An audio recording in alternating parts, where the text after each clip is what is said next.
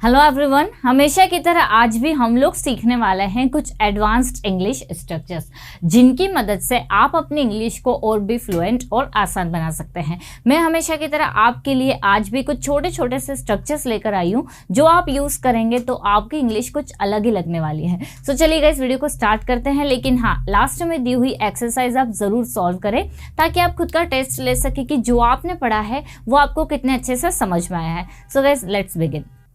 कैसे कि हमारे यहाँ पर फर्स्ट स्ट्रक्चर दिया हुआ है दैट वॉज द टाइम, जिसका मीनिंग होता है उसी समय। आप ऐसे सेंटेंस बनाते ही होंगे कि उसी समय मैंने पढ़ाना स्टार्ट किया, उसी समय वो वहाँ चली गए, उसी समय उसने उस बारे में डिस्कस किया। तो जब आप पास्ट की बात कर रहे हैं और उसमें आपको ऐड करना है उसी समय, तो आप इंग्लिश में बोलेंगे that was the time. That was the time के बाद में आपका जो सेकेंड सेंटेंस है वो आपको लगा देना है। जैसे मान लीजिए आपने कहा कि उसी समय उसने बोलना शुरू किया, तो आपका सेंटेंस बनेगा that was the time she started speaking. That was the time she started speaking, मतलब आपको दैट वॉज द टाइम लगाने के बाद में मान लीजिए आपका कोई भी सब्जेक्ट है वो आप सब्जेक्ट लगा दें। इसके बाद में आपका जो भी टेंस है, present simple, past simple, future simple, तो इसके बाद में डायरेक्ट आप सब्जेक्ट ऐड कर देंगे। चलिए एक एग्जांपल देख लेते हैं हम लोग। जैसे मैंने कहा उसी समय वह वहां से चले गया, तो हमारा सेंटेंस बनेगा that was the time he went from there. देखिए सेंटेंस क्या बना, that was the time he went from there, उसी समय वह वहां से चले गया। और कुछ एग्जांपल्स, उसी समय मैंने लिखना स्टार्ट किया, that was the time I started writing.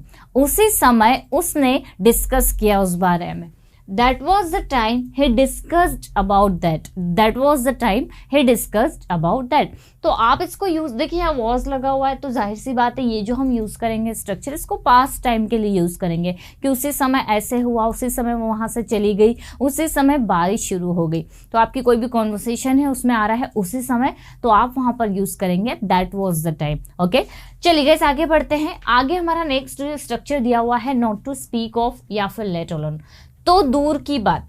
ऐसे सेंटेंसेस बहुत कॉमन है जो हम अक्सर यूज करते हैं, जैसे कि खाना तो दूर की बात, उसने उससे पानी का भी नहीं पूछा। लिखना तो दूर की बात, वह पढ़ाई करने भी नहीं बैठी। या फिर मदद करना तो दूर की बात, वह वहां पर गई भी नहीं। तो जब आप ऐसे सेंटेंसेस बनाते हैं जिसमें आता है तो दूर की बात या फिर उसका तो छोड़ो ही, जैसे खाना तो छोड़ो उसने पानी भी नहीं पूछा, ठीक है, या फिर मदद तो छोड़ो उसने उसके हालचाल भी नहीं लिए, उसने उसके बारे में पूछा भी नहीं। तो जब हम ऐसे सेंटेंसेस बनाते हैं गाइस, हम वहां पर यूज करते हैं नॉट टू स्पीक ऑफ या फिर लेट अलोन। अब दोनों में डिफरेंस ये है कि नॉट टू स्पीक का यूज हम लोग करेंगे सेंटेंस के स्टार्टिंग में, ओके, और लेट अलोन का यूज हमें करना है लास्ट में। कैसे यूज करना है मैं एग्जांपल देकर आपको बता रही हूँ कि किस तरह से दोनों यूज होगा, बट आप इतना ध्यान रखिए कि ये लास्ट में यूज करना है, ये स्टार्टिंग में यूज करना है। अब दोनों के बाद आपको जो यूज करना है, यहाँ तो ऑफ आ रहा है तो ऑफ के बाद जो हम यूज करेंगे वो आपका नाउन रहेगा, और अगर वर्ब आप यूज कर रहे हैं तो वर्ब में आईएनजी आ जाएगा। अगर आप लेट अलोन का यूज कर रहे हैं तो लेट अलोन के बाद भी आपको नाउन लगाना है, एंड नाउन के बाद में आपको वर्ब की फर्स्ट फॉर्म लगानी है। तो ये तो क्लियर हो गया कि दोनों का मीनिंग एक ही है, लेकिन जो अंतर थोड़ा सा है वो ये कि दोनों के बाद में नाउन तो खैर ठीक है आपको लगाना है, इसमें वर्ब में आईएनजी आ जाएगा क्योंकि जनरली ऑफ के बाद आईएनजी आता है, लेकिन लेट अलोन के बाद में आपको नाउन तो लगाना है, साथ ही साथ अगर वर्ब आ रही है तो आप उसकी फर्स्ट फॉर्म लगाएंगे। चलिए देखते हैं कैसे सेंटेंसेस बनेंगे। जैसे मैंने मान लीजिए कहा कि पेन तो दूर की बात, तो अभी हम शॉर्ट में समझते हैं not to speak of pain, या फिर हमने कहा इंग्लिश तो दूर की बात, not to speak of English. Hindi तो दूर की बात, not to speak of Hindi. इसके बाद आने वाला सेंटेंस आपका जो है आप वो बना सकते हैं। मान लीजिए मैंने कहा कि इंग्लिश तो दूर की बात, उसने हिंदी भी नहीं बोली, ठीक है। तो देखिए सेंटेंस कैसे बनेगा, हम बना रहे हैं not to speak of English, मतलब इंग्लिश तो दूर की बात, उसने हिंदी भी नहीं बोली। तो यहां हमारा नेक्स्ट सेंटेंस बनेगा he did not speak even Hindi. कैसे देखिए सेंटेंस क्या बना, not to speak of English, मतलब इंग्लिश तो दूर की बात, he did not speak even Hindi, यहां तक कि उसने हिंदी भी नहीं बोली। इवन आता है क्योंकि हमारे सेंटेंसेस में भी आ रहा है कि हिंदी भी नहीं बोली, उसने ये भी नहीं किया, वैसा भी नहीं किया, ये तो दूर की बात, उसने ऐसा भी नहीं किया। तो वो जो भी आ रहा है उस सेंस में हम लोग क्या बोल रहे हैं, इवन बोल रहे हैं। अब इसी सेंटेंस को अगर हमें लेट अलोन में बनाना है तो हमारा सेंटेंस गाइस देखिए कुछ इस तरह से बनेगा। हम बाद वाले सेंटेंस को फर्स्ट कर देंगे। जैसे हमने कहा कि इंग्लिश तो दूर की बात, उसने यहां तक कि हिंदी भी नहीं बोली, तो उसने हिंदी भी नहीं बोली, तो हमारा सेंटेंस बनेगा he did not speak even Hindi. मतलब ये आपका सेंटेंस फर्स्ट वाला हो गया कि उसने हिंदी तो भी नहीं बोली, किसकी बात, या किस मतलब हम अगर ऐसा बोलना हो कि इंग्लिश तो दूर की बात, तो हम बोलेंगे लेट अलोन इंग्लिश। ये देखिए आपने क्या किया, लेट अलोन के बाद में इंग्लिश लगा दे, ये सेंटेंस आपका बाद में आ गया। तो लेट अलोन इंग्लिश मतलब इंग्लिश तो दूर की बात, लेट अलोन हिंदी, हिंदी तो दूर की बात, लेट अलोन पेन, पेन तो दूर की बात, लेट अलोन वाटर, वाटर तो दूर की बात। अब पूरे सेंटेंस में कैसे यूज होगा, जैसे आपको बोलना हो कि खाना तो दूर की बात, उसने पानी भी नहीं दिया, खाना तो दूर की बात, तो खाना तो दूर की बात आपका सेंटेंस आ गया लेट अलोन वाटर, उसने पानी भी नहीं दिया, तो ही did not give even water. क्या दूर की बात बोल रहे हैं हम, खाना तो दूर की बात, तो लेट अलोन फूड। ठीक है, तो ये सेंटेंस बन गया ही did not give even water let alone food. तो आप जब लेट अलोन का यूज करेंगे, इसको आप लास्ट में कर दें विद वर्ब की फर्स्ट फॉर्म, और अगर नॉट टू स्पीक ऑफ का यूज करें तो इसको आप स्टार्टिंग में कर लें। कोई ज्यादा अंतर नहीं है दोनों में। कुछ और सेंटेंसेस अब हम दोनों में देखेंगे एक साथ, वर्ब वाले सेंटेंसेस ले रहे हैं।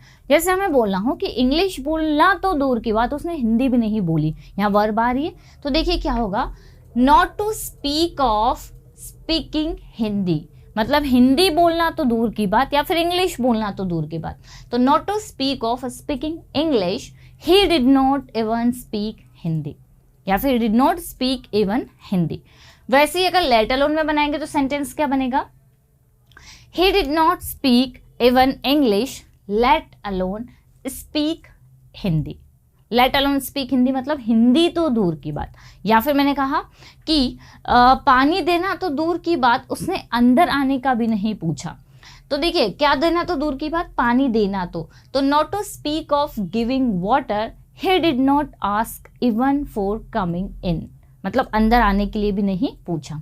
अगर इसमें हम बनाएंगे तो कैसे बनेगा, he did not even ask for coming in let alone water, मतलब पानी तो दूर की बात। तो जो ये वाला वर्ड आ रहा है इसमें आप क्या करेंगे, लेट अलोन के बाद में वो वर्ब या फिर नाउन लगाएंगे लास्ट में, और बाद वाला सेंटेंस आपका पहले आ जाएगा। अब गाइस कुछ और सेंटेंसेस मैं आपको दे रही हूँ, आप उससे सॉल्व करें तो आपको और अच्छे से समझ में आएगा।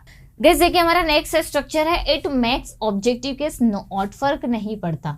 जनरली जब भी आप ऐसे सेंटेंसेस बनाते हैं कि मुझे फर्क नहीं पड़ता, उससे फर्क नहीं पड़ता, सिंपली आप बनाते हैं आई डोंट केयर, इसको बनाना बंद कीजिए। अब आप यूज कर सकते हैं it makes and objective case के बाद में नो ऑड। जिससे आपको बोलना हो मुझे फर्क नहीं पड़ता तो आप बोलेंगे it makes me know odd.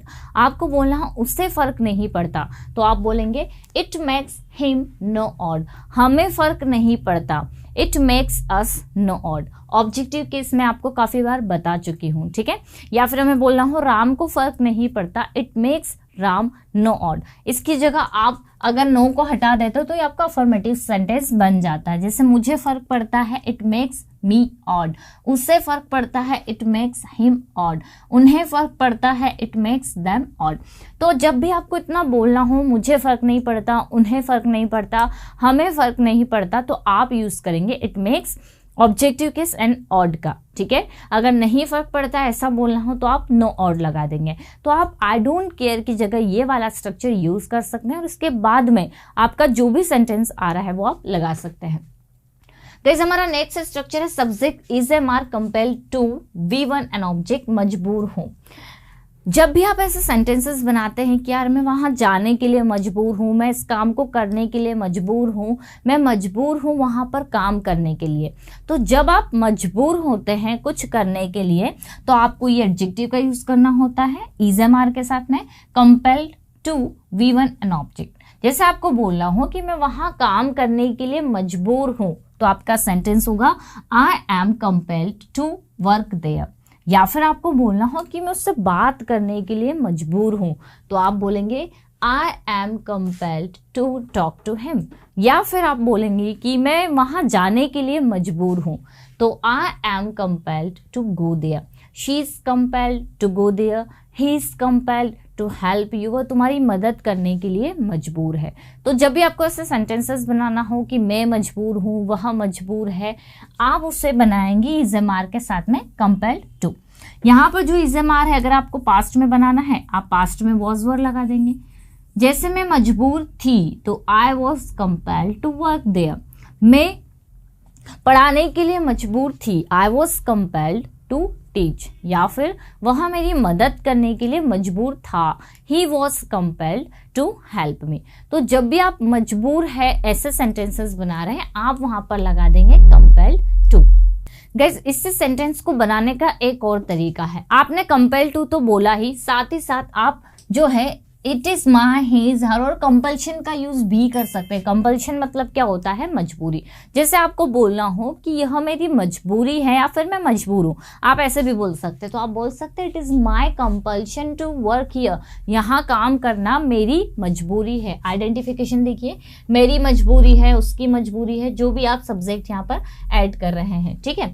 तो यहाँ पर my, his, her, okay, our, their, इनका यूज आप करेंगे। तो जैसे आपको बोलना हो कि यहाँ पर काम करना उनकी मजबूरी है, it is their compulsion to work here. या फिर मुझे अगर बोलना हो कि वहां जाना मेरी मजबूरी है, it is my compulsion to go there. Practice करना हम सबकी मजबूरी है, it is our compulsion to practice, it is our compulsion to practice. उसकी हेल्प करना मेरी मजबूरी है, it is my compulsion to help her. आप मेरे साथ प्रैक्टिस करेंगे तो आप यूज कर पाएंगे सेंटेंसेस को। मान लो मुझे बोलना हो कि स्कूल जाना बच्चों की मजबूरी होती है, तो भी आप बोल सकते हैं it is children's compulsion to go to school. Children's apostrophe बच्चों की, ओके, तो it is children's compulsion to go to school, मतलब स्कूल जाना बच्चों की मजबूरी होती है। सो जब भी आप ऐसे सेंटेंसेस बनाते हैं जिसमें आपको ये बोलना हो कि मजबूरी है, आप वहां पर कंपल्शन में बनाएंगे। अगर आपको बोलना हो मैं मजबूर हूं, तो वहां पर आप सेंटेंस को बनाएंगे कंपेल्ड में। सो आई होप गाइस इस 5 स्ट्रक्चर्स आप लोगों को समझ में आए होंगे। अब आप कमेंट करिए, सारे स्ट्रक्चर्स को यूज करके लिखिए, सेंटेंसेस बनाइए, इनको प्रैक्टिकली बोलिए, देखिए कि आप इनको यूज कर पा रहे हैं या फिर नहीं। अगर आप कमेंट करते हैं तो मैं आपके सेंटेंसेस को करेक्ट भी कर सकती हूँ अगर आप गलत बनाते हैं तो। और गाइस ये जो एक्सरसाइज दी आप उसे भी जरूर सॉल्व करें। और इस तरह के वीडियोस अगर आप चाहते हैं कि आपको मिलती रहे तो चैनल को सब्सक्राइब कर ले और बेल आइकन को जरूर प्रेस करें, ताकि जब भी मैं कोई वीडियो अपलोड करूं आपको नोटिफिकेशन मिलती रहे। तो चलिए गाइस, मिलते हैं हम लोग नेक्स्ट वीडियो में। Till then bye bye, take care.